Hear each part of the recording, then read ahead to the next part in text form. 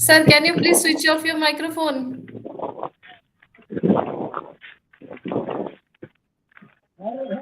Hello, sir.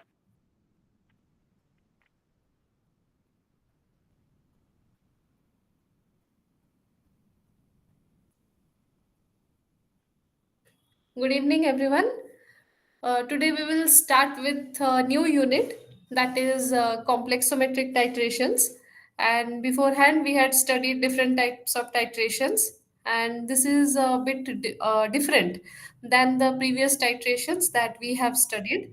So what I want to suggest is you before we start with this titration process, that is complexometric titrations, we will first have a brief idea about what are complexes and the different terminology that are associated with complexes and how they are important. So we will have a brief idea about coordination chemistry, and then we will talk about the basic principle of complexometric titrations. And in this work, here in this chapter, in the complexometric titrations, we will be mostly dealing with EDTA, that is ethylene diamine tetraacetic acid, and then we will talk about the different types of complexometric titrations followed by their practical applications.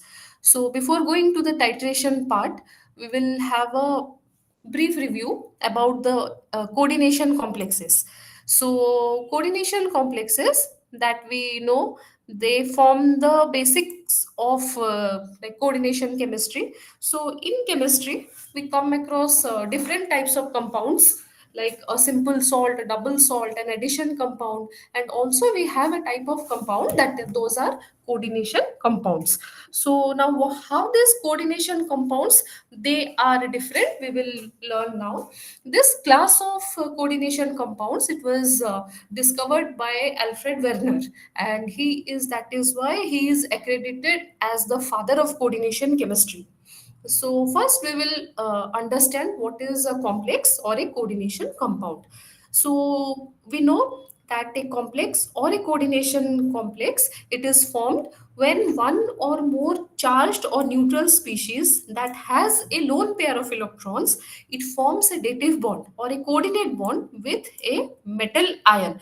That is, in such type of compounds, the metal, that is mostly the positively charged ion, it is at the center, and the it is coordinated to different types of molecules or species. Either they may be charged species or they may be neutral species, and they are coordinated through a dative bond to the metal center. Like here, for example, in this given reaction, we can see four molecules of NH3, they react with aqueous copper 2 plus solution here to form a colored complex, and this color is usually deep blue, and this complex is called as tetraamine copper 2 plus ion. Here you can see the NH3, four NH3 groups are attached to the copper ion here in the center, and the charge is 2 plus. So that is why in the coordination complex we always mention the charge here, and the naming is done like this. So this is tetramine copper 2 ion. So this the NH3 molecules here, they are called as the ligands.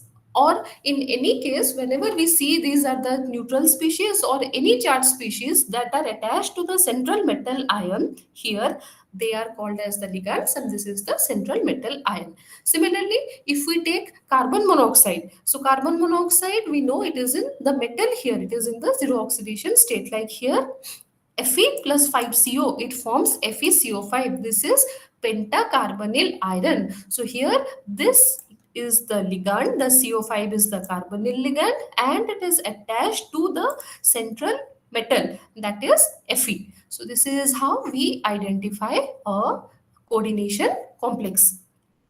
Now coming to the term ligands, so that I have already told, they might be species or they might be neutral species. But the important thing is that they should contain a lone pair of electrons, and these lone pair of electrons, it will coordinate or it will bind with the metal through a coordinate bond with the atom central metal atom. So these charged species or the neutral species, they are called as ligands. They may be simple ions such as Cl minus, or small molecules such as H2O or NH3 or even CO. They might also be very large molecules like ethylene diamine here, or we can also have larger macromolecules like polymeric type molecules such as proteins. So the ligands can be of different types, and looking into the nature of the ligands, we can say to which it will bind. To the binding can be the binding of these ligands, they can be discussed according to the type of their ligand. Now we can say a ligand, suppose let us consider one ligand and it forms one coordinate bond with the central metal ion. So that type of ligand is called as a unidentate ligand. That means there is only one coordinate bond between the metal and the ligand. Similarly, suppose we take a ligand which forms two coordinate bonds with the central metal atom. So that is called as a bidentate ligand, and there are other more which forms more than two bonds. They are usually called as polydentate ligand. However, we just like if we have it forms three coordinate bonds, we call it as tridentate or tetradentate, and as such. Now, the number of bonds that is formed by the ligands is called as their denticity. For example, we have a very commonly used ligand, that is EDTA, ethylene diamine tetraacetic acid, EDTA. It is a hexadentate ligand. So it means that it forms six bonds with the central metal atom. So this is how we can talk about the denticity of different types of ligands. Now, the structure of, since we will be dealing with EDTA in this chapter, so let us go look into its structure. The structure of EDTA here and its metal complex here, they have been shown. So here this is, as you can see, the EDTA, it is the center here, it is NH2, and this is how it binds with a complex. Here it is shown in figure B. Now, sometimes the ligand, we know it is capable of forming the bond through two different atoms.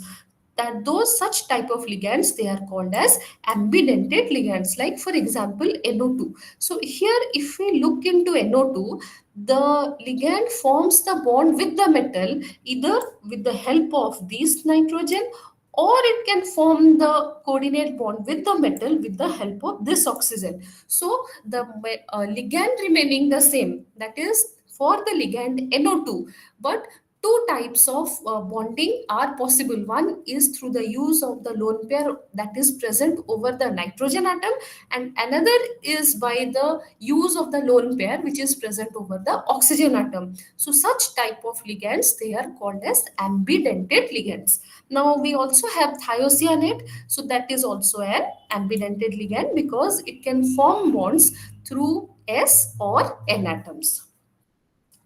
Now coming to chelates. So what is a chelate? Now when we consider a polydentate ligand, that is it forms more than one bond with the same metal ion, then it forms a ring type of structure. So such, when a ring type of structure is formed, those are called as chelates, and the complexing agent is called as the chelating agent. Now, one of the most common examples of a chelating agent is EDTA. So in EDTA, a pair of unshared electrons that is capable of complexing with the respective metal ion, it is located on each of the two nitrogen atoms and each of the four ionized carboxyl groups. So here, if we look into the structure of EDTA, here we have one N and here we have one N. So as a result of this, two pairs, they it is located on the nitrogen atoms and here on the four carboxylized groups here. So then they are also capable of forming bonds with the metal. So that is why it is a hexadentate ligand and it can bond with the metal by six bonds. So There is no fundamental difference between coordination compound and a chelate compound, except that in the chelate it forms a ring like structure, and this ring, it actually improves the stability of the complex that is formed.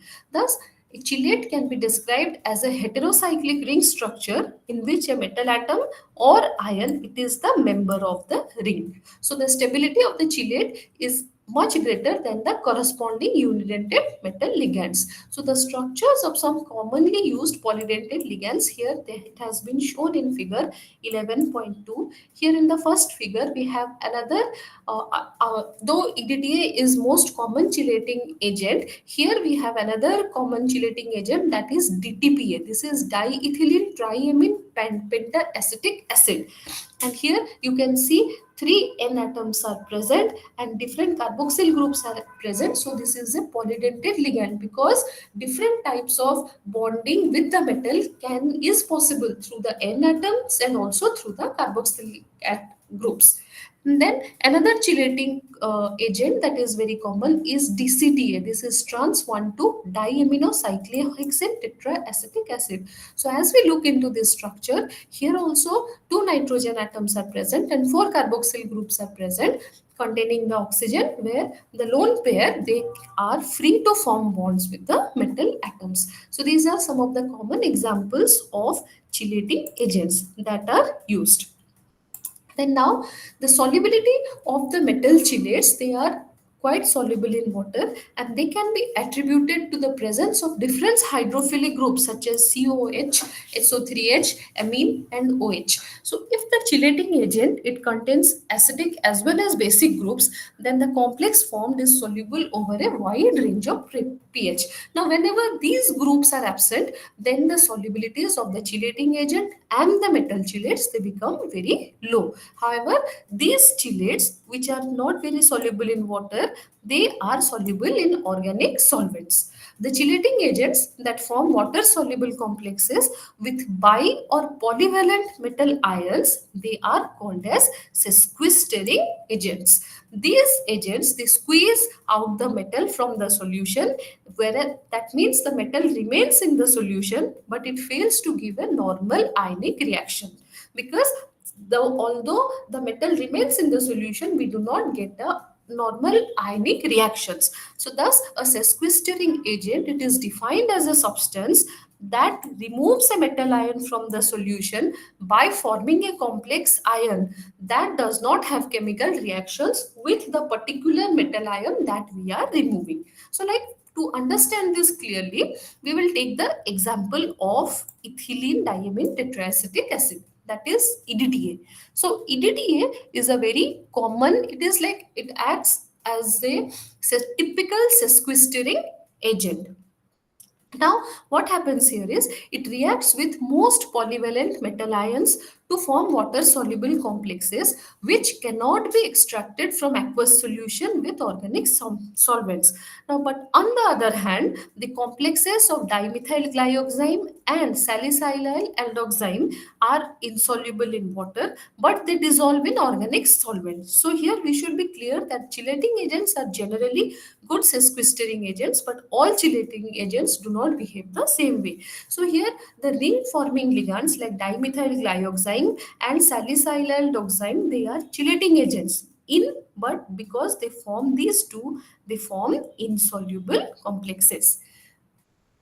EDTA forms chelates with practically most of the metal ions that is used. So that is why it finds much applications in complexometric titrations. So such titrations are called complexometric or chylometric or EDTA titrations, because EDTA is practically suitable to form complexes with most of the metal ions that are used in inorganic chemistry. So the and such type of titrations that employs EDTA to form metal complexes, they are called as complexometric or chylometric or EDTA titrations.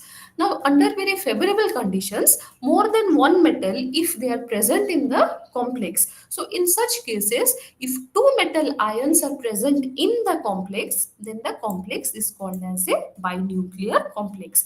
And if there are more than two metal ions, that are present inside the complex, that is referred to as polynuclear complex. So the formation of binuclear and polynuclear complexes is favored by the formation of complex using high metal concentration of the using high concentration of the metal ion.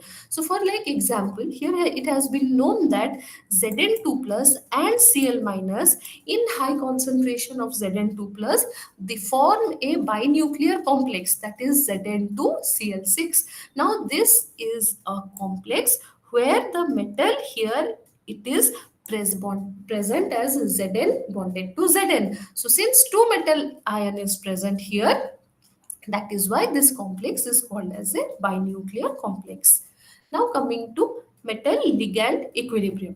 So now we know when a metal reacts, when the ligand reacts with the metal, a coordination complex is formed. And as the coordination complex is formed, there has to be certain equilibrium between the process. So the formation of a complex between the metal and ligand, it is an equilibrium process, and it is also characterized by the equilibrium constant. So to understand the equilibrium constant in a metal ligand process, complex formation process, we have to understand first the dissociation complex and the process of complex formation. So let us consider the reaction between CD2 plus and NH3. Now this is a typical complexation reaction, and it has been represented in equation 11.1. So here CD2 plus plus 4NH3, it forms tetraamine cadmium 2 plus complex. Now here the equilibrium constant for this equation, that is the rate of formation, the Kf, it can be written as concentration of the product divided by the concentration of the reactants. Here it is NH3 to the power 4, because in the reaction the coefficient of NH3 is 4, and it has been found to be, the formation constant has been found to be of the order 5.5 into 10 to the power 7. So this is the normal Kf for this reaction.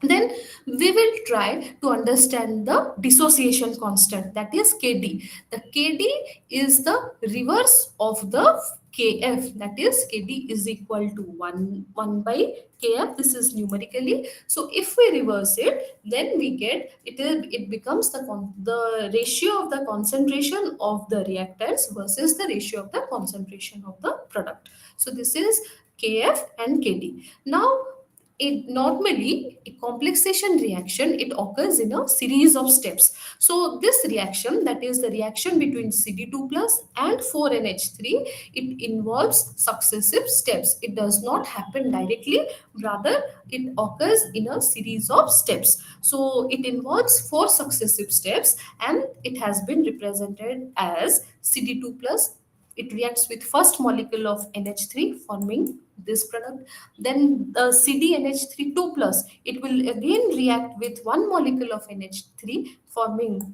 this product, and ultimately this product will again react with NH3 forming this product. So here we just have the addition of a one NH3 ligand to the cadmium center, and ultimately we see that the CdNH3 whole 3 2 plus, it reacts with another molecule to form the tetraamine cadmium complex. So we see that the complexation reaction, it does not occur in a single step, so it occurs in a successive steps. So all these steps, when we consider these 4 steps, they are also uh, involving equilibrium reactions. But however, becomes difficult to, looking at these 4 reactions, it becomes difficult to identify the rate determining step or to identify the Kf. So what we should do in this order? So in order to resolve this, 2 types of Kf have been defined. So according to the first type, the individual steps, they are characterized by the stepwise formation constants, that is we know, so they are designated as Ki for the ith step. Like if we are considering the first reaction, it will be K1. If we are considering the third step of this reaction, it will be K3. So this is called as stepwise formation constants. So here they are, this is how they are called as stepwise formation constant. And the equilibrium constants for the 4 steps, which can be written as K1, K2, K3, K4.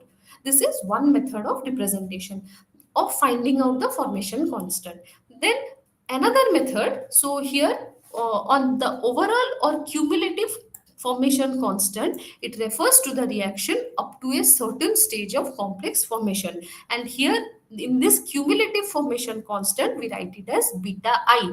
And beta I, it characterizes the addition of I ligands to the free metal ion. So the overall equilibrium constant for the reaction here in equation 11.1, it will be called as beta 4. Why? Because here 4 steps are involved, and because of addition of 4 ligands to the metal, and this can be shown as beta 4 is equal to K1 into K2 into K3 into K4.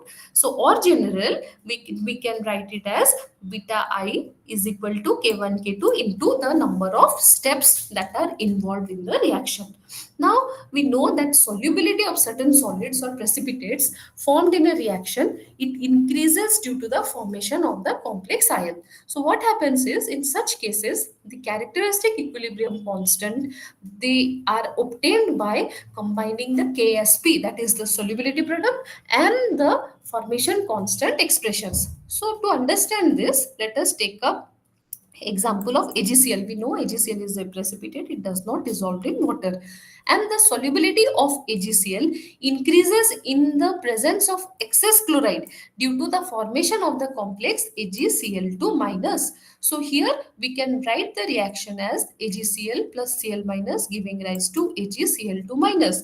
So the reaction, it can be separated into three reactions, and we can with three known equilibrium constants like AgCl breaks to give us Ag plus Cl minus. So the solubility product here is Ksp is equal to concentration of Ag plus into concentration of Cl minus.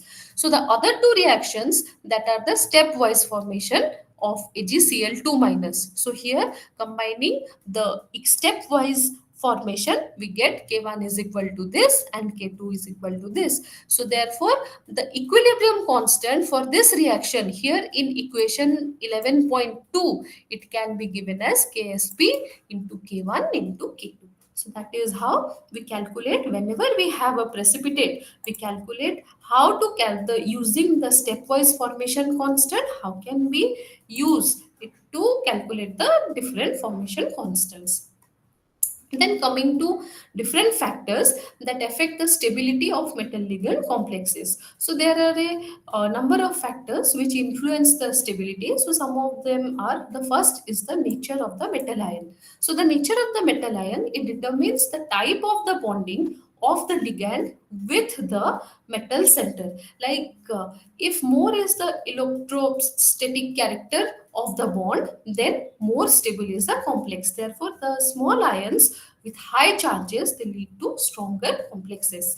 Then the second point is the nature of the ligand. So the nature of the bond formed between the ligand and metal also influence the stability. Suppose the ligands forming chelates, they impart extra stability.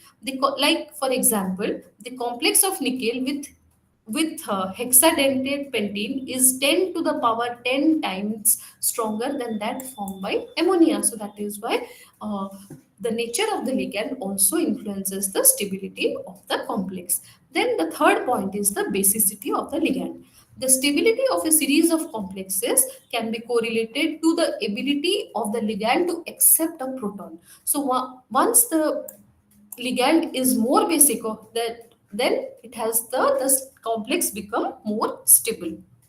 Then the fourth point is the size of the chelate ring. So the formation of chelates, that we know, it makes the ligand more stable. So if there is a formation of 5 or 6 membered rings, then the chelate becomes extra stable.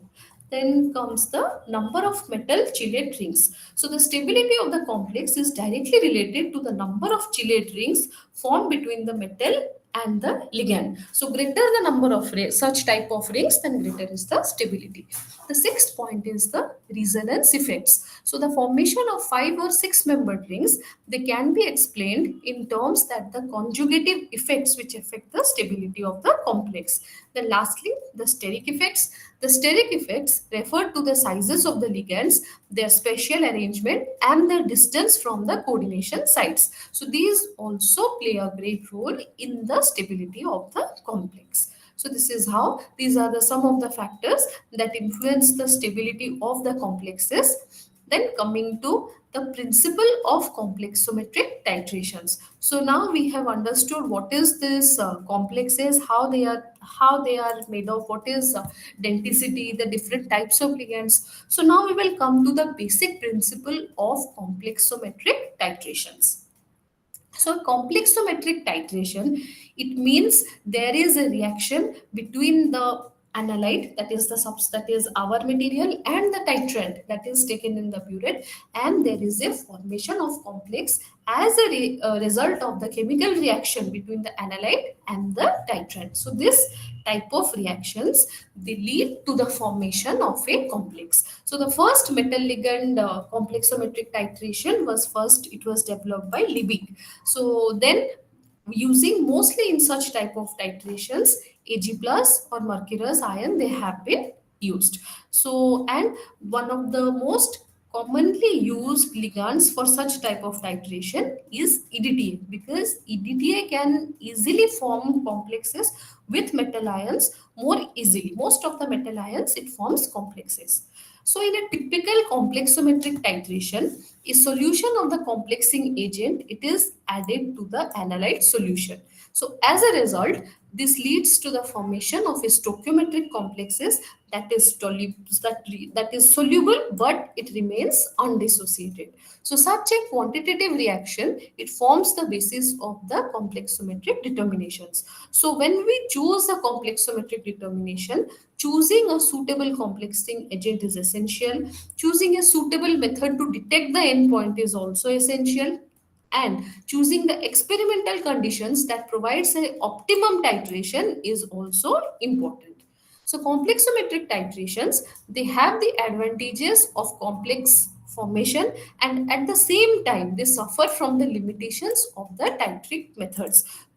We know that this process, although the determination is easy because the complex is formed here, but it also suffers, like for example, the complex, it remains undissociated, so it does not suffer from co-precipitation errors like we observe in precipitation titrations. However, the stoichiometry of the complex is not well defined, because either if like in redox titration or neutralization titration, we know the product, exact stoichiometry of the product. But here in complexometric titration, it is quite difficulty in knowing the exact stoichiometry.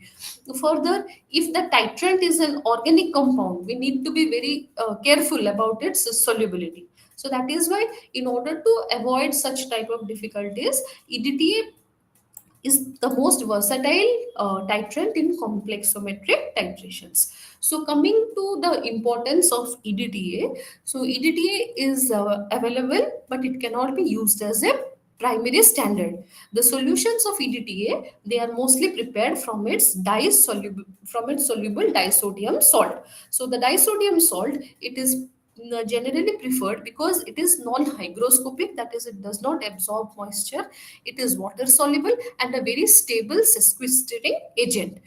However, it must be dried at 80 degrees centigrade for several days to obtain the precise composition of the dihydrate. In any case, standardization of EDTA against a metal solution to be determined, it helps to eliminate any errors. It is standardization can be accomplished by titrating against a solution made from the primary standard, that is calcium carbonate. So although EDTA has been extensively used for quantitative determination, it cannot be used for direct analysis of ions. So what happens is, in such cases, solutions of Ag plus or Hg2 plus, they are used. So here, this is one in when direct titration cannot be performed, then they are done indirectly using mostly Ag plus. Then coming to equilibria that involved in EDTA titrations. So EDTA is an amino carboxylic acid that we know. It is a Lewis base acid and it has 6 binding sites. So in typical analytical chemistry, a complete deprotonated molecule of EDTA, it forms up to 6 coordination bonds with a single metal ion. So it is done by the donation of the lone pair of electrons that are present to the on the to the metal by donating to the metal ion. So the resulting product of this reaction is called as a metal chelate complex, in which a cage-like structure is formed around the metal atom. So here this is called as a metal chelate complex, and the actual number of coordination sites, it depends only on the size of the metal ion. However, it has been known that all metal EDTA complexes have a 1:1 stoichiometry.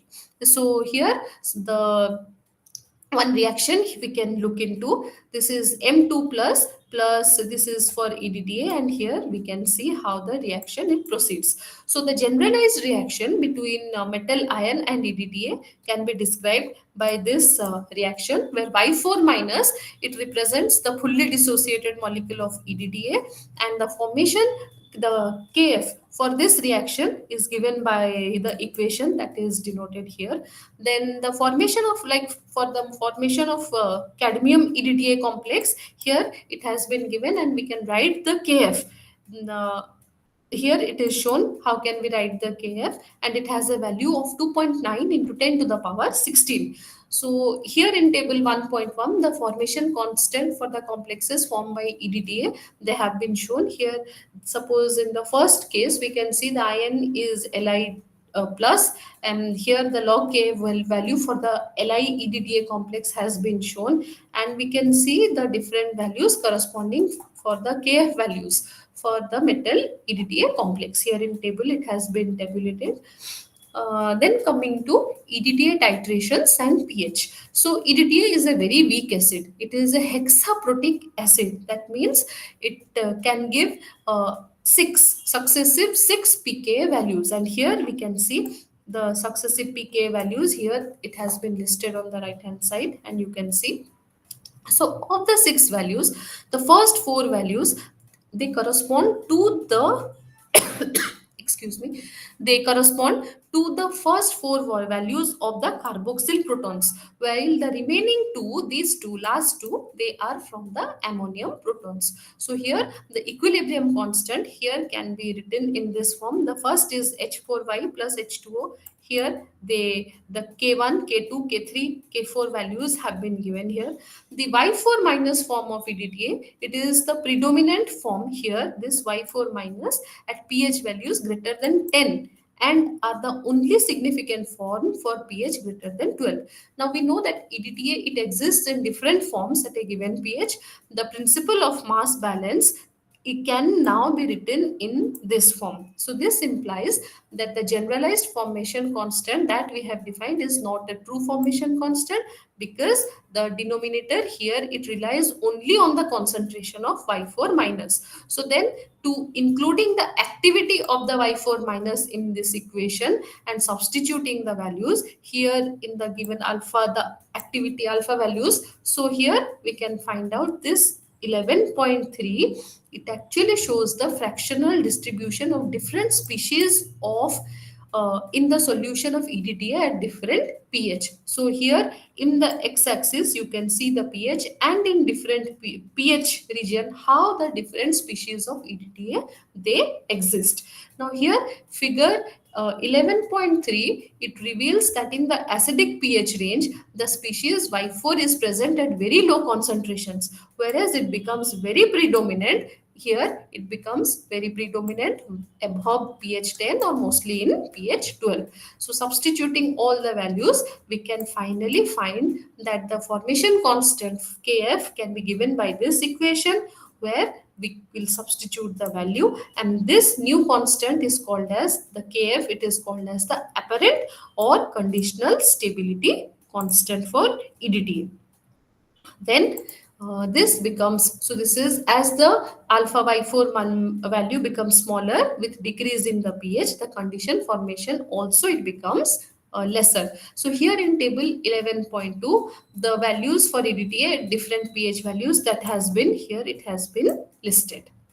Now, one example has been shown to understand the importance of conditional stability constants. Like the question is, compute the concentration of free calcium 2 plus ions in zero point 0.1 molar solution of CaY2 minus at pH 6 and pH 10. So here the different pH values has been given, and using this we will find out the concentration of Ca2 plus. Now we know that calcium 2 plus EDTA, it forms Ca2 minus. So Ca2 plus EDTA is gives to Ca2, then we can find out the Kf value. Now at pH 10, we know that the value here, substituting all the values, so here at pH 10 and at pH 6 we can substitute these values, and then this implies, looking at these values, we can say the complex is less stable at the pH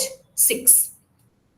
So this is how the concentration and the stability of the complex is known. Then coming to the effect of other complexing agents. Now in addition to pH, the presence of other complexing agent also affects the formation of metal EDTA complexes. So in case another complexing agent it is present in the solution, then the value of the metal in the formation constant, it gets altered. Like for example, in NH4Cl ammonia buffer, the ligand NH3, it is present, which also might form stable complexes with the metal. So like in the titration of zinc with EDTA, in presence of ammonia buffer, the metal ion forms different type of complexes. Here Zn2 plus NH3. NH3, here we can see different types of complexes and the respective formation constants here they have been shown. Now if EDTA, it forms a stronger complex with the metal, then ammonia, then it will displace NH3 from the complex. But the presence of ammonia, it decreases the stability of the metal EDTA complexes. That means ammonia will replace EDTA from the metal complexes. So therefore, the presence of another complexing agent like ammonia does affect, significantly affects the metal EDTA equilibria. So here some of these, so similar, there are two relative constants and zinc can be here, they have been expressed here, where this is how the Zn dash is the total concentration of zinc ions when no EDTA has been added, and here it is given by this. So in general, the parameter, that is alpha Mn, it may be defined as the ratio of the concentration of the free metal to all forms of the metal or metal complexes present before the addition of the EDTA. Then coming to the metal EDTA titration curves. Now we will look into the type of titration curves that are obtained when during the metal EDTA titration. So here we will we have studied about pH titration curves. In such cases, we will be writing PM, that is for the negative logarithm of the free metal ion concentration that is present in the solution, like pH, which determines the negative logarithm of the hydrogen ion concentration. PM will indicate the negative log of the free metal ion concentration. So here in figure 11.4, we see a plot of the titration curve of a metal was EDTA titration. Here we see in x-axis we have the volume of EDTA that was added, and here in y-axis we see the P of M. Here the metal is calcium. So here this is the excess calcium region, this is the excess EDTA region, and this is the inflection region indicating the equivalence point. So this curve is almost similar to that obtained in a acid base titration. Now here we see there are three distinct regions they are present. So the initial region where there is excess metal, the inflation region goes to the equivalence point or the end point, and the third region is where, this is the third region where there is excess of EDTA. So the jump or the rise in the PM value around the equivalent point, it depends on many factors like the stability of the metal indicator, metal EDTA complex, and other factors. So the effect of pH on the titration curve of metal EDTA titration, here it is shown in 11.5. So here in this 11.5, here we could see in higher pH, here this is at pH 10 and here it is pH 7. So pH also plays a very important role in metal EDTA titrations. So these are the two types of titration curves. Now when we have the titration curves, It is important to calculate the equivalence point from such type of curves. So for titrations that involve metal and EDTA, the equivalence point occurs when the concentrations of the metal ion and the EDTA, they are equal. Now the accuracy of the endpoint, it depends on the strength of the metal indicator and metal titrant complex. So if the metal indicator complex is too strong, then the color change occurs it after the equivalence point is achieved. But if the metal indicator complex is very weak, then we observe the equivalence point early at an early stage. So now let us understand the determination of the end point of complexometric titrations. So first is the metallochromic indicators. Metallochromic indicators, they are the most practical and versatile method to visualize the endpoint detection of complexometric titrations. So the metallochromic indicators, they are actually compounds that are capable of forming a complex with the metal ion being determined. So in favorable conditions, the metal indicator complex formed, it has an intense color, so which is distinctly different from the uncomplexed indicator. Then the metal indicator, it has a low stability constant than the metal chelate complex. Therefore, in the course of the titration, the color of the solution remains that of the metal indicator complex until the end point. So when an equivalence amount of titrant has been added. At the equivalence point, the titrant, it decomposes the metal dye complex to produce the free dye, which is manifested by a change in its color. So it is important that the stability constant for the metal indicator complex is lower than the metal titrant complex. So here let us try to understand how this metallochromic indicator works. So let us denote the metal ion being determined as M, and the indicator is I, and the titrant that is present in the burette as T. So in the beginning of the titration, the reaction medium contains the metal indicator complex, that is Mi, and the uncomplexed metal ion, that is M, the metal being the major component. Now when we add the titrant T from the burette to the solution, it complexes with the free metal ions, that is the Mi ions that are present in the solution, they remain undisturbed. The free metal, that is M, it reacts with the titrant to form Mt.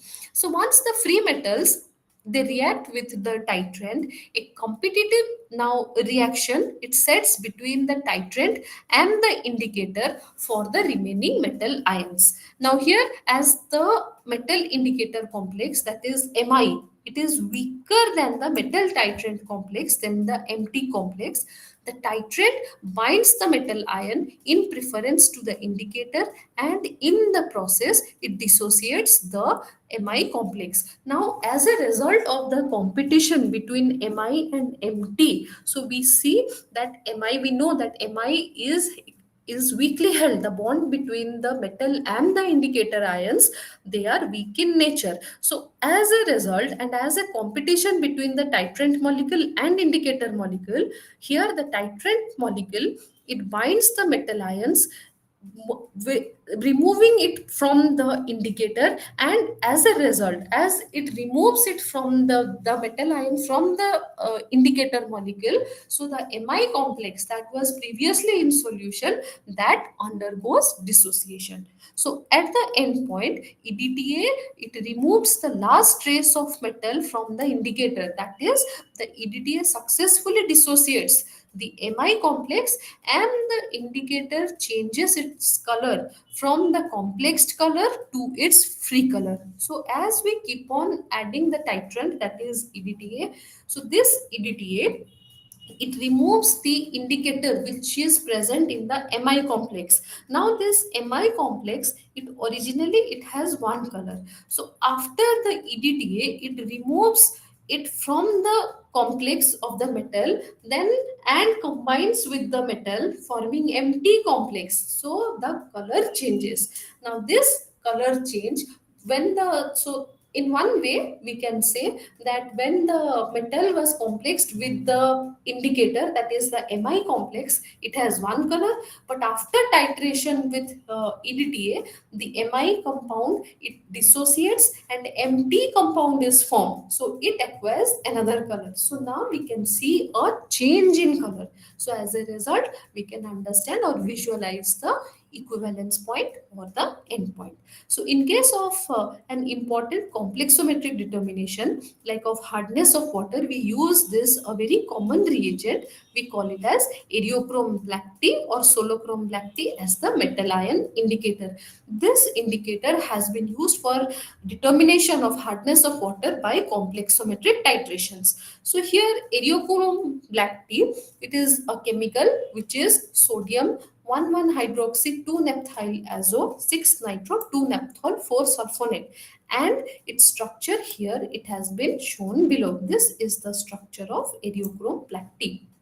Now, during the beginning of the titration, eriochrome black tea, it forms a wine red complexes with the metal ions. Now, with the metal ions, that is, we know that hard water, this experiment is done for determination of hardness of water.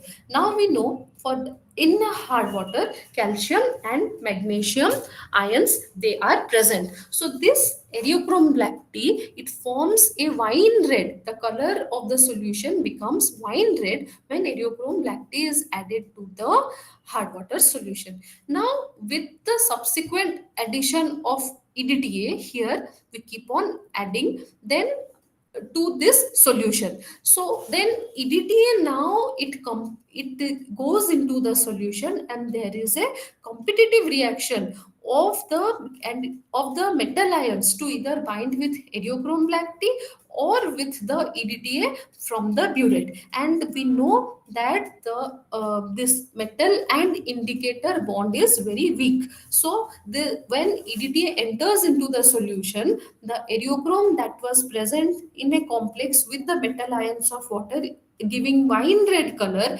the EDTA it gradually displaces it and it complexes with the metal that is present in the hard water, that is calcium and magnesium, and then the color of the solution it changes to blue. So initially when the metal they were complexed with eriochrome black tea, the solution was wine red in color, but when the with the addition of EDTA and after the complexation phenomena, the color of the solution it changes to blue. So this is the how can we visualize the reaction. So this is how a complexometric EDTA titration with eriochrome black tea is done. Now while using the metallochromic indicators, we must be very careful about the pH of the solution. This is because most visual metallochromic indicators they are also acid base indicators. They like in other words we can say that they are capable of undergoing a color change with a corresponding change in pH of the solution. Although these metallochromic indicators they have been used for such type of complexometric titrations, but we should always be careful about the pH of the solution that we are working with, because these indicators they are very sensitive to the nature of the pH of the reaction medium. Like for example, calagmite, it is an indicator for the determination of calcium ions, and let us represent it as H3IN.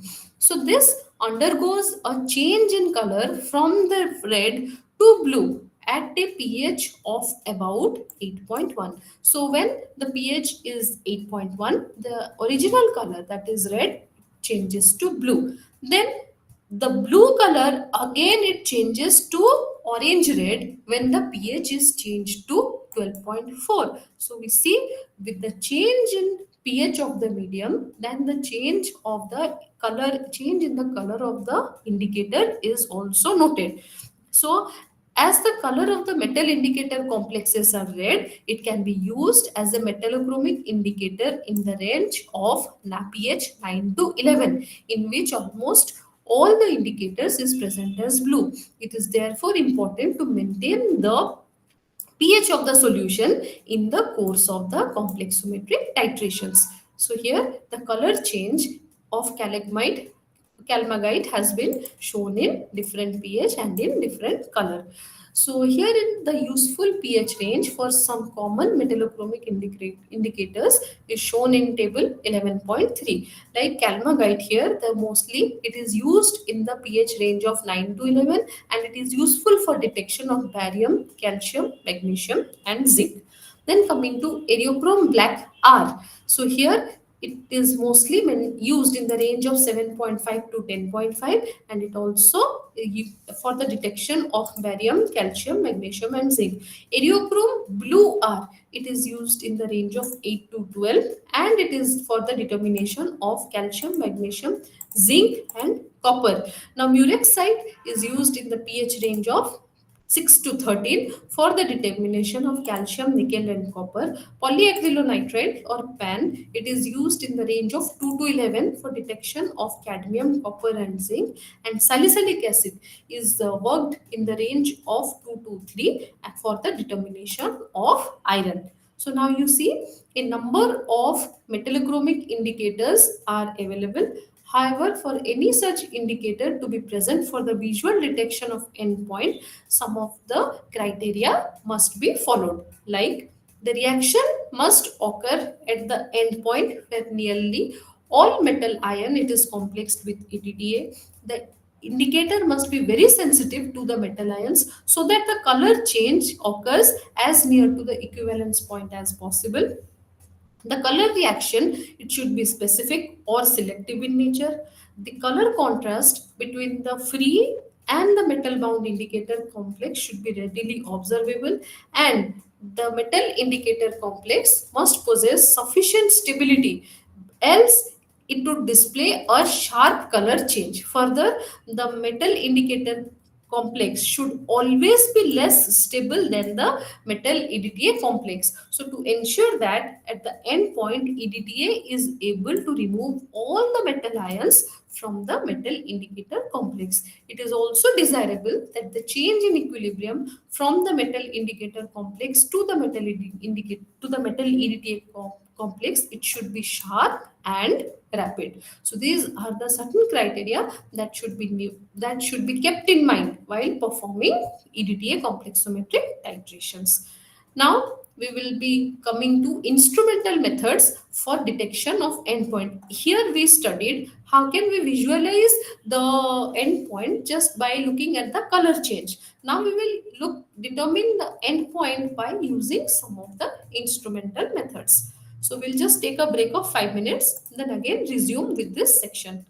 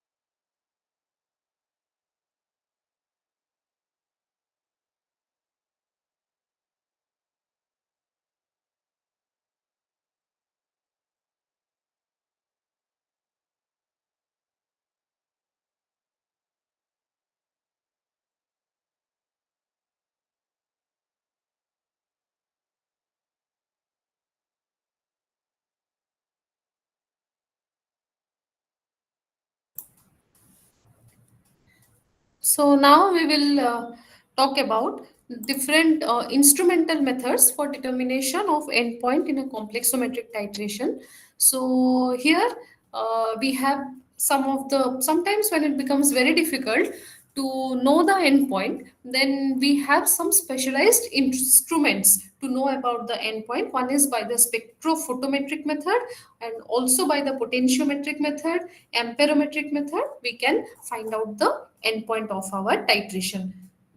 So spectrophotometric method, it involves spectroscopy, that is mostly UV visible instruments. So here the spectrophotometric method, it in determination in complexometric titrations, they are helpful when there is a huge change in the absorption spectrum of the formation of the metal complex between the metal ion and the ligand, or when one of the complex is converted to another. Here in this method, we take the UV visible spectrum of the initially of the metal complex before it has been titrated. Then before and after titration, we can see the change in the nature of the UV spectrum, and by comparing this we can find out the endpoint from this titration. So here in the titration using disodium EDTA, an accurate endpoint can be obtained when the concentration is of the order 0.001 molar. So if we take EDTA in this molar, then we can see a very good a change in the absorption spectrum, and from this change in the UV visible spectrum we can calculate our endpoint.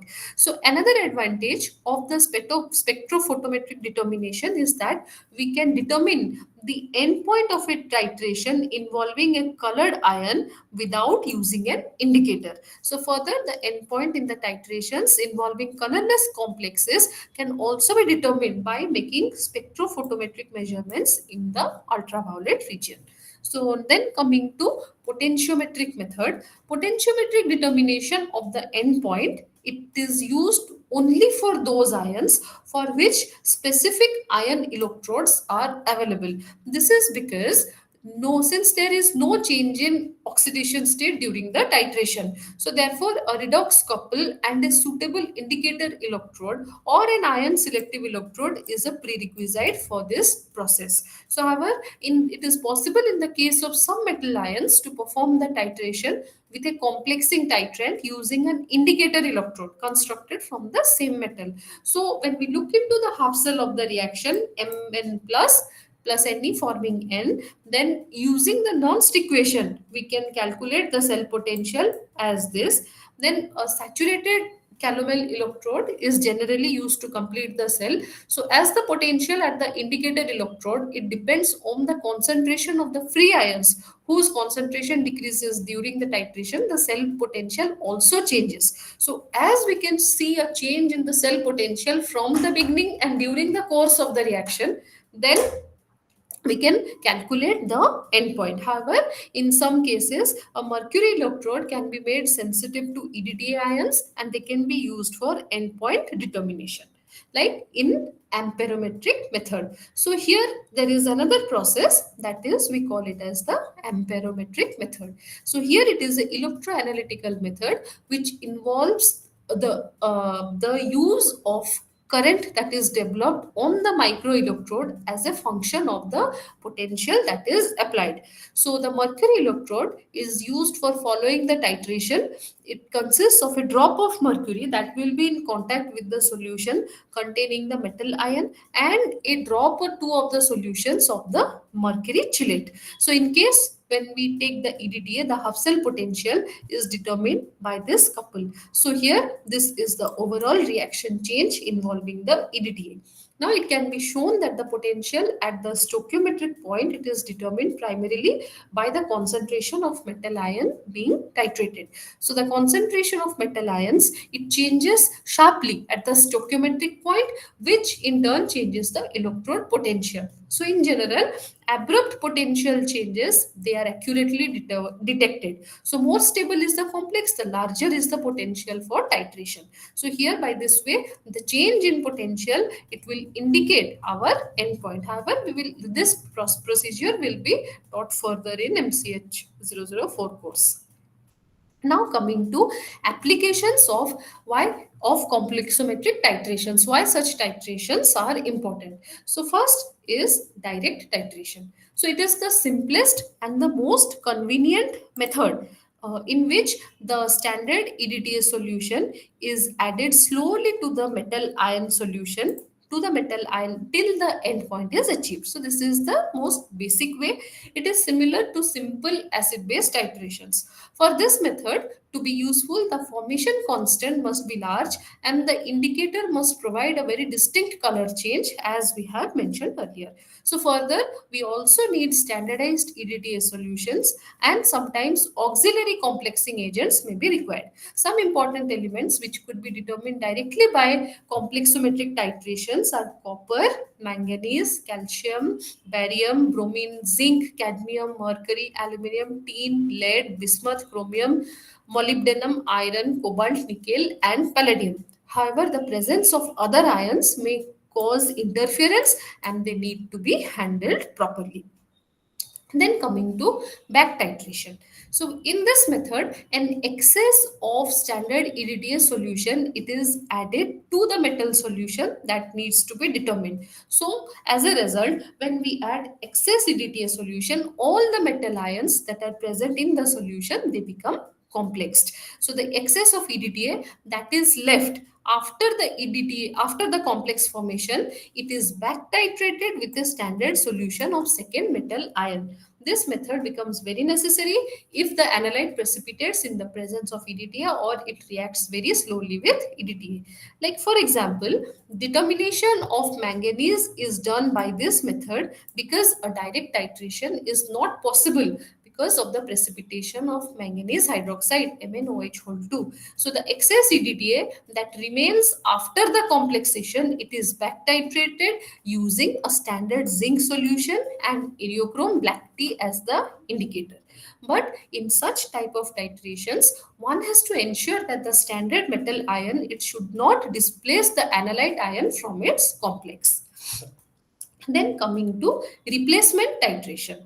So when the direct or indirect titrations, they do not give sharp endpoints, or when there is no suitable indicator for the analyte, the metal may be determined by this method. The metal to be analyzed, it is added to the metal EDTA complex. The analyte ion, it displaces the EDTA from the metal and the metal is subsequently titrated with standard EDTA.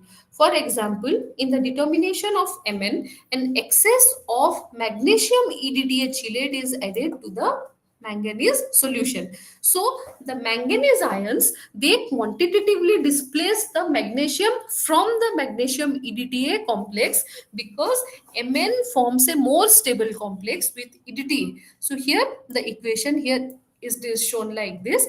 The magnesium that is free, it is then titrated back with a standard solution of EDTA using eriochrome black tea as indicator. So mostly calcium, lead and mercury, they have been determined by this method.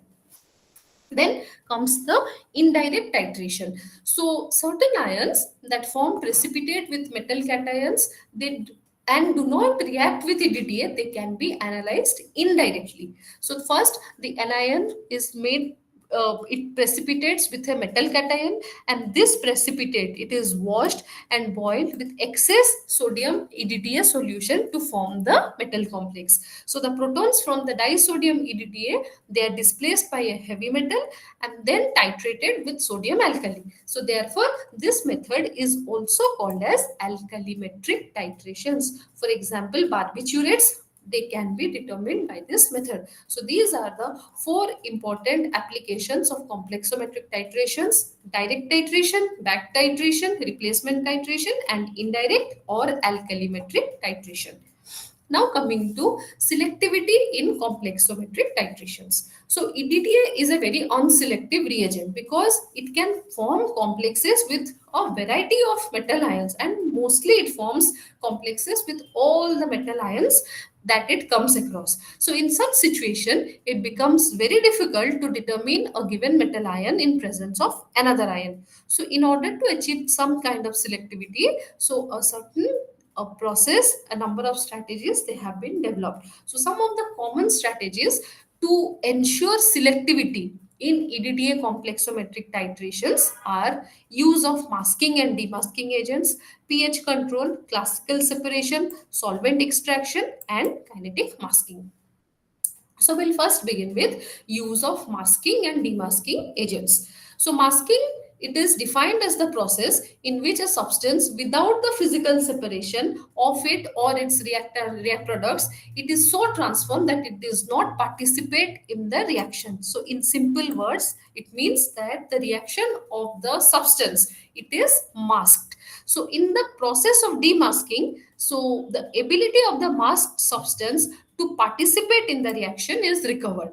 Now, in one of the ways of masking, the masking agent, it acts by precipitation or by formation of complexes then that are more stable than the iron EDTA complex. So in this process, heavy metals such as cobalt, copper, and lead, they can be separated in the form of insoluble sulfides using sodium sulfide. These complexes are filtered, decomposed, and then titrated with disodium EDTA.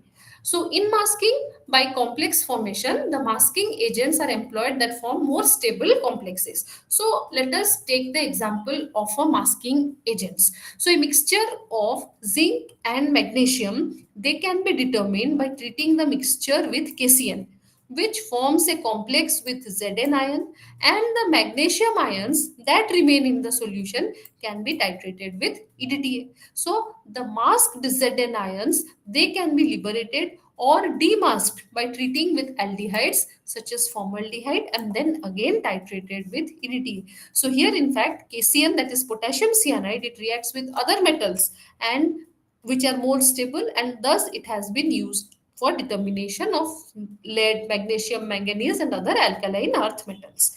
So the strategy of masking and selective demasking can be used for successive titration of a number of metal ions in a mixture. For example, the components of a mixture containing magnesium, zinc, and copper can be determined by the following strategy. Like in the first step, an excess of EDTA is added to the mixture and the remaining EDTA is back titrated with a standard solution of Mg plus using eriochrome black as indicator. So in the second step, a portion of this mixture is taken and it is added to KCl so as to mask the zinc and copper ions by forming their cyanide complexes. So as a result, we get Mg only. So in the third step, an excess of chloral hydrate, it is added to this titration. So here this liberates the zinc from the cyanide complex and then the zinc is titrated. So knowing the amounts of magnesium and zinc, the amount of copper can be subtracted from the total amount minus the amount of this. So this is how the strategy of masking and demasking is done for determination of various metal ions. Then coming to pH control. The method is based on the differences of the stability of the complexes that is formed between the metal and chelating agent.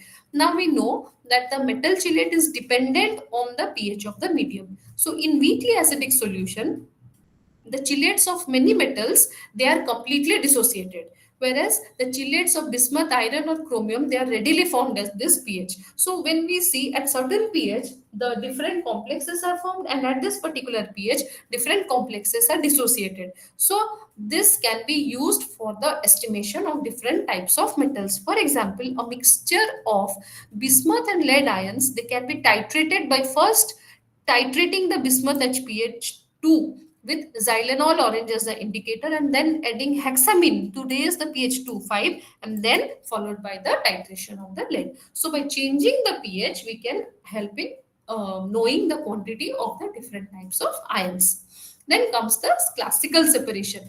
So this is a very tedious process. So and these have mostly not been used. However, this is used only for those precipitates which are then redissolved and then the cations, they are determined complexometrically. So some of the complexes are calcium oxalate, nickel dimethyl chlorioxinate, and CuSCN. Then comes solvent extraction. Solvent extraction can also be sometimes applied for selectivity. So in this method, a metal ion in the mixture, it can be converted into a complex that can be extracted by a suitable solvent and then it it is determined by EDTA. Like for example, zinc can be separated from copper and lead by adding excess of ammonium thiocyanate and then extracting the result of zinc thiocyanate with isobutyl methyl ketone. So then the extract is diluted in water and the zinc is determined by EDTA titration. So this is by the solvent extraction process. Now coming to kinetic masking. So this is a special case where the complexation of metal ions is very slow to be effective. Like in other words, the metal does not form a complex due to its kinetic inertness. So for example, the reaction of chromium with EDTA is quite slow. So therefore, it is possible to titrate other metals which react rapidly without interference from chromium. Like determination of iron and chromium is a example for this kinetic masking. So, in summary, we can say that today we learned about complexometric titrations, different types of complexes, the usefulness of EDTA, the titration curve for EDTA, and the versatility of EDTA, the potential applications of EDTA titration in analytical chemistry. So, these are some of the questions with the self answers, and you can go through this all this.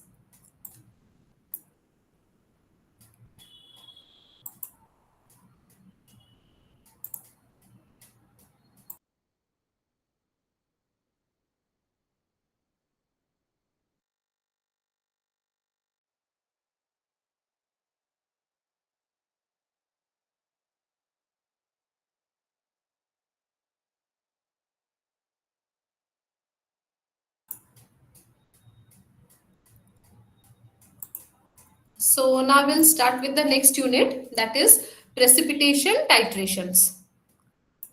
So here precipitation titration, we'll first understand about the concept of precipitation titration, and we will discuss about the different application of precipitation titration. So here precipitation titration means the titration leads to the formation of a precipitate. As in complexometric titration, the precipitation leads to the formation of a complex. Here a precipitate is formed.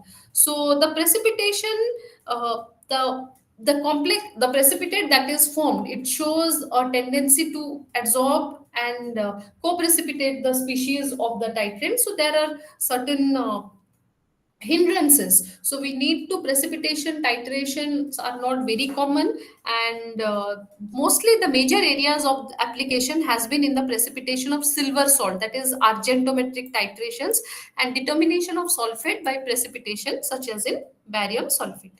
So in these titrations, there is an abrupt decrease in analyte concentration and increase in titrant concentration at the equivalence point. So therefore, a plot of log analyte versus volume of the titrate that is added, it gives a S-shaped titration curve, and the endpoint is found by the graphical analysis of the break or by indicators. Now coming to feasibility of precipitation titrations. So the reaction rate, it should be sufficiently rapid, specifically in the titration of dilute solution, so as to understand the or know the identify the endpoint.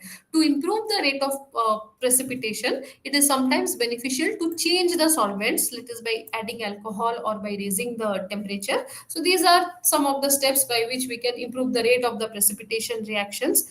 So in direct titration, it is not possible to take advantage of the beneficial effects of aging or purity of precipitates. So it is always necessary that co-precipitation should be negligible. So the nature of the solvent, the pH of the solution, they should always be taken into consideration during the precipitation titrations.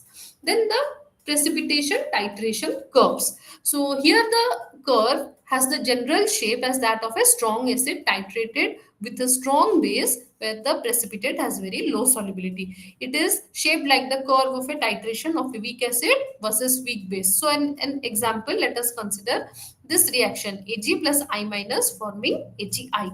Now we know this silver iodide, it has a very low solubility product. That is the Ksp of this AgI is 1 into 10 to the power minus 16. And further, in 100 ml of 0.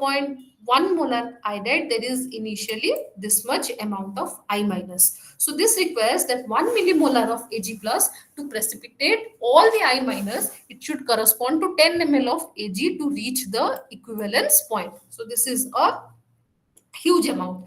So major regions in a precipitation titration curve, there are three regions. Like one is prior to the equivalence point, achievement of the equivalence point, where exactly this 10 ml of Ag plus titrant have been added, and beyond the equivalence point. So here we can see beyond the addition of 1 ml of Ag plus, it corresponds to this much amount of Ag. Then according to the above reaction, the precipitate, the concentration of I minus, it becomes this thing. Both the unreacted Ki and the slightly soluble Agi, they contribute to the species. So taking the writing the equations for the concentration of I minus, we can write it like this. The value of Ag plus and log Ag plus were calculated and found to be this.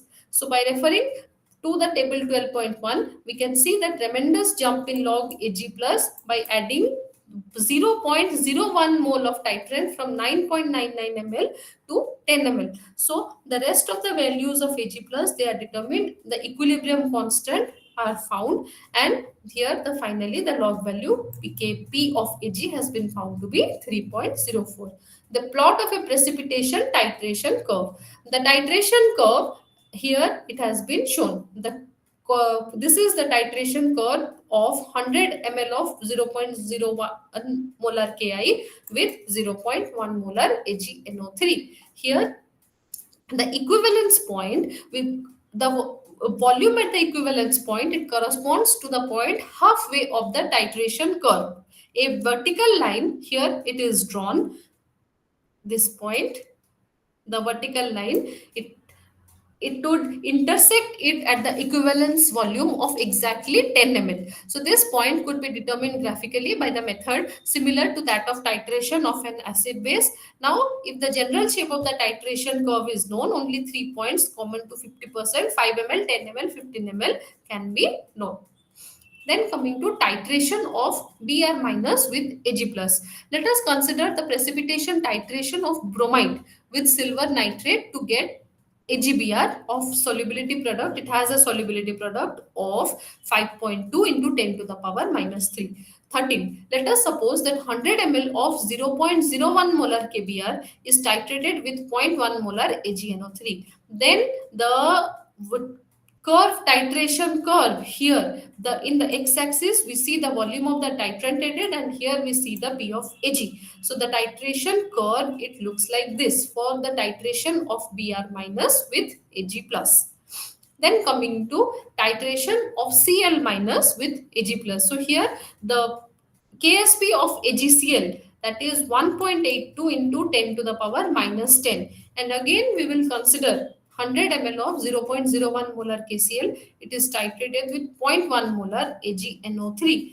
And then the curve here, it also looks somewhat like this. So here it's similar in comparison to that of AgI curve. It shows a small and more gradual sloping peak. So here it can be inferred from the more distinct break in the I minus titration curve from the lower solubility of AgI than AgCl. So we know the lower solubility of AgI than AgCl. Now coming to titration of iodide chloride mixture with silver ion. So when two different ions, they react with the same ion of opposite charge to form two salts with greatly different KSP, the two ions, they give a precipitation titration curve with two different equivalence point. So this is best illustrated for a mixture of I minus and Cl minus when they are titrated against AgNO3.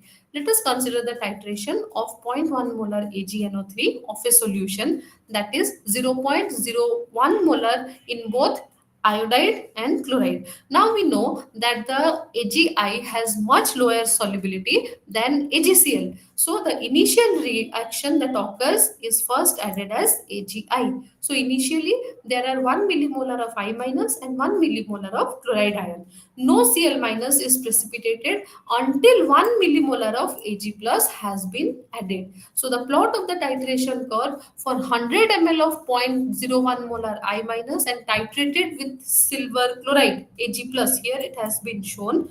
So a unique feature of this curve is that the first equivalence point, that is here, it is a corner, that is in mathematics here it is a corner shape, whereas the and it is formed at the point where the solubility product of AgCl is exceeded. So when this point happens, the precipitation of AgCl stops and there is a steep rise in concentration of Ag. This occurs because I minus is totally exhausted. So the second equivalence point, that is here, it is occurred in a S shape, corresponding to a S shape of the titration. So this equivalent point, it corresponds to the stoichiometric precipitation of solid of Cl minus as solid silver chloride. So here when we have mixed ion in solutions and titrate it against AgNO3, two different types of equivalence points can be observed.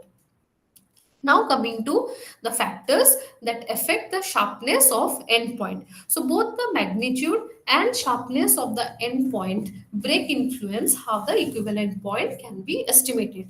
So therefore it is important for us to examine the variables that can influence the shape of the titration curve. So the properties of indicators also tell us how the equivalent points they can be estimated. The silver ion concentration before the equivalence point it is achieved, it depends on the original concentration of the bromide ion. While after the equivalence point, it depends on its partly on its own concentration. So as a result, high concentration of analyte and titrant, it produces larger and sharper endpoint break than low concentrations. This effect has been shown here in figure 12.5. Most of the indicators, they require a sharp twofold or greater change in the p-value in order to function well. So here in figure 12.5, it suggests that 0.1 molar bromide, it can be titrated with minimal error, but when the concentration is 0.01 molar, the break is less than PAG 2 PAG plus units and the error is large. So here in figure 12.5, we see the effect of titrant and analyte concentration on the shape of the titration curve. So this is how it looks like. Then coming to the completeness of the reaction. The equilibrium constant for a reaction in which a precipitate is formed is usually just the reciprocal of the solubility product of the precipitate. For example, when silver nitrate is treated with sodium potassium thiocyanate, the net reaction can be written like this. And the equilibrium constant is given by 1 by KSP for this reaction.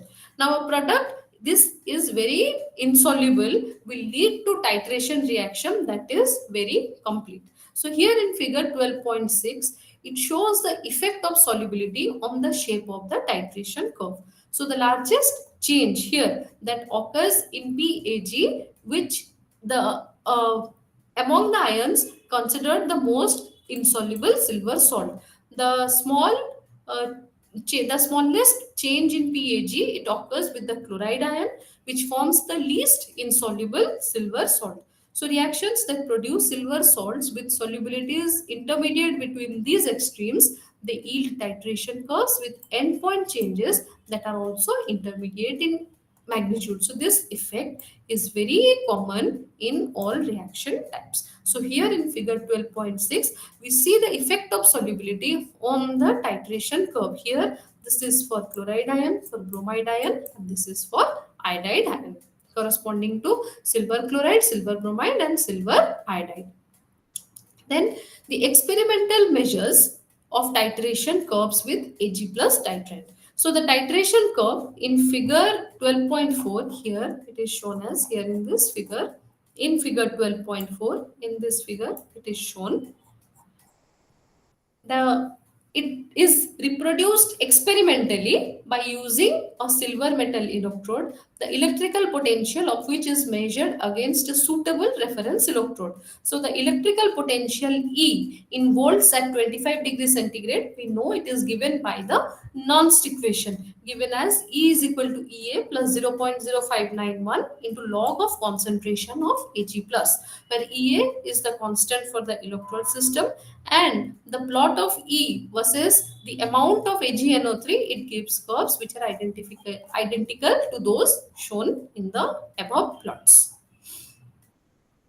Then coming to indicators for precipitation titration. So the titration curves that we have just described, they show an abrupt rise in titration concentration. So there are, so to a reagent that responds to this abrupt rise is the at the equivalence point can be employed to show the actual real point. Several methods have been developed for showing the end point in precipitation titrations. The better known of these have been developed for titration involving silver ions. They are based on formation of colored precipitate, turbidity, formation of colored complex ion, and other factors. So these methods we have been described below. One is the Volhard method. So in the Volhard method, the chlorides are first precipitated with excess AgNO3, and then the excess silver is treated with potassium or sodium thiocyanate. So the formation of the complex ion, that is FeSCN, it may be used to indicate the end point when Ag is titrated with thiocyanate ion. The reaction is this: when ferric is added to the solution, then a red colored complex ion is formed. So this is because of the formation of this intense red color ion, we know the endpoint of this reaction. So in order for this means of indicating endpoint to work, the complex ion must form nearly the equivalence point complex of the concentration of the titrant.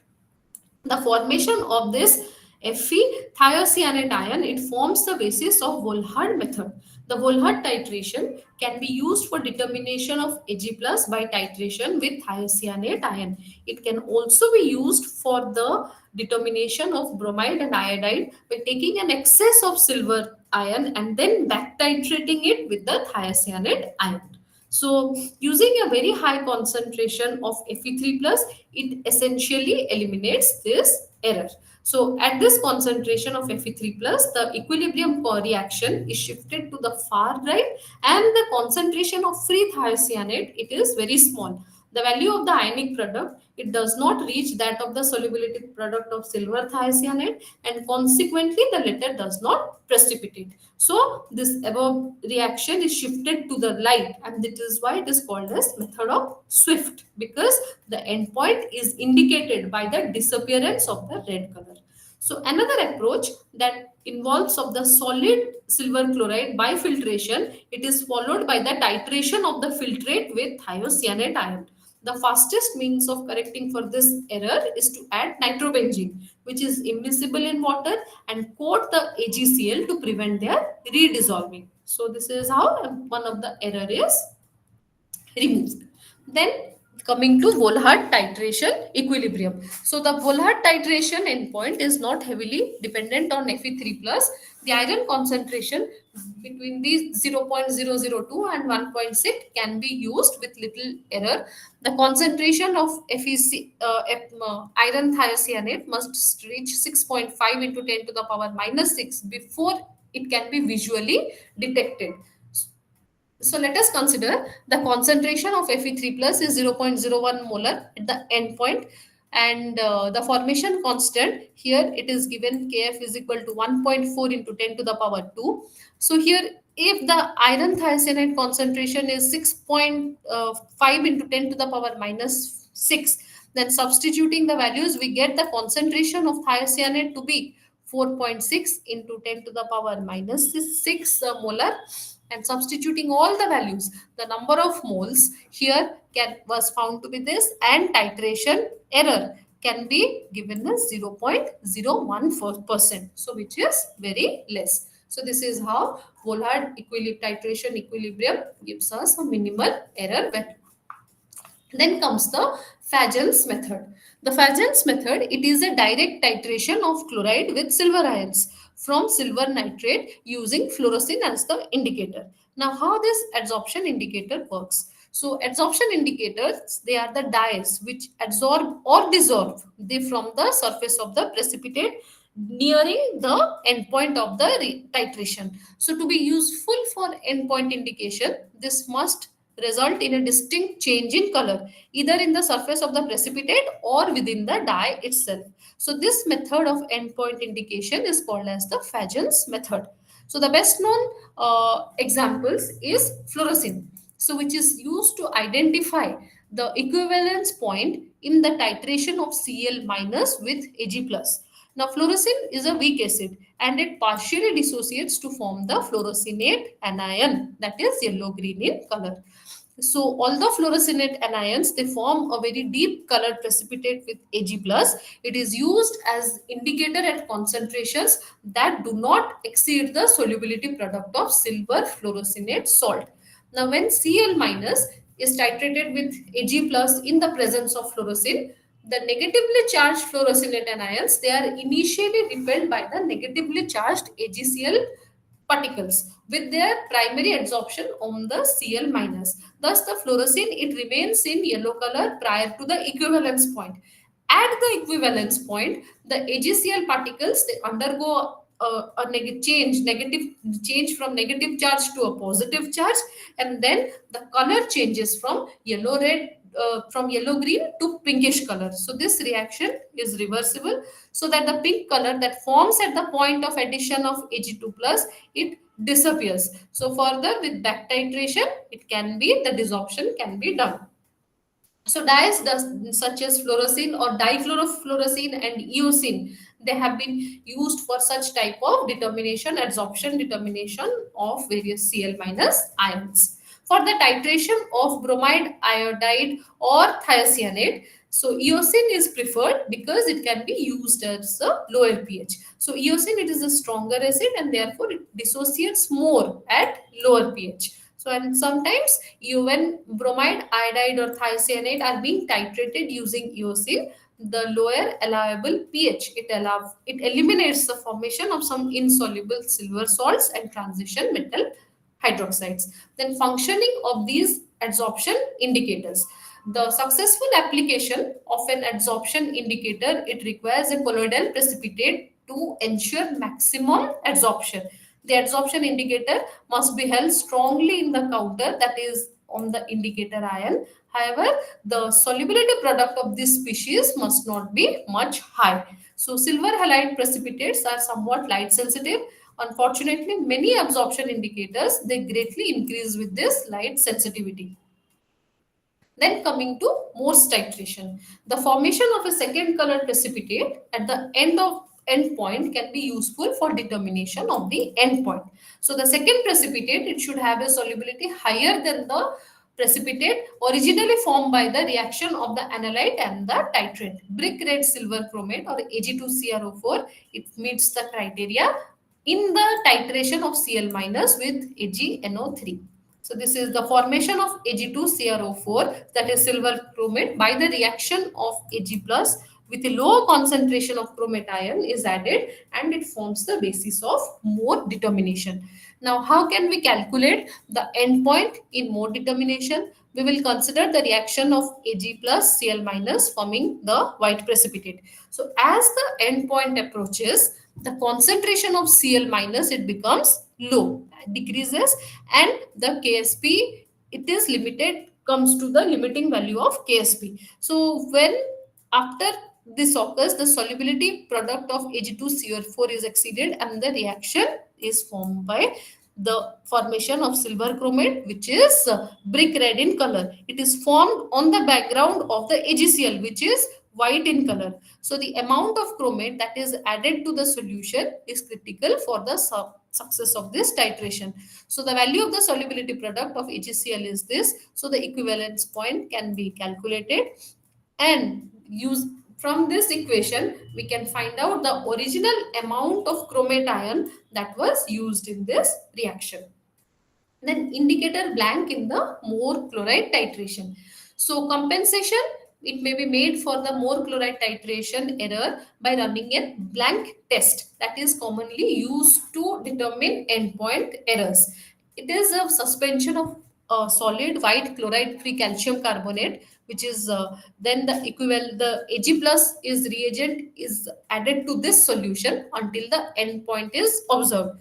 The volume of Ag plus reagent is then matched with the at the endpoint and then subtracted from the endpoint volumes.